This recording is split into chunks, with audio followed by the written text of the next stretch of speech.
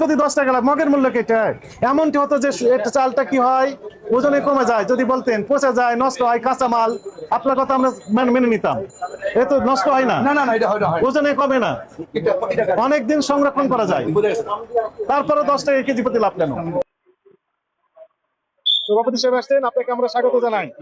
এখন আমাদেরকে একটু বলেন, এই যে বিভিন্ন চাল, ডাল, তেল, চিনি, বিস্কিট, লবণ, খেজুর, চানাচুর, যত রকমের প্যাকেট সবগুলো নকল বিক্রি হচ্ছে, এই বিষয়ে আপনার বক্তব্য বলেন। কখনই ঠিক নেই, আমি এটা অ্যাকসেপ্ট করি না, পছন্দ দিয়ে করি না। কেন এটা করবে? আমি আমার জায়গা থেকে আমার যেটা করণীয় সেটা করবো। আচ্ছা, তাহলে অন্য নকলে আমরা যাবে কেন?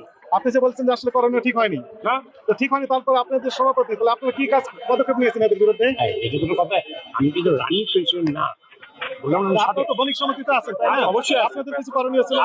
হ্যাঁ, এখন এতদিন জানতাম না, এখন আপনারা হাত দিচ্ছেন না, এখন জিনিসটা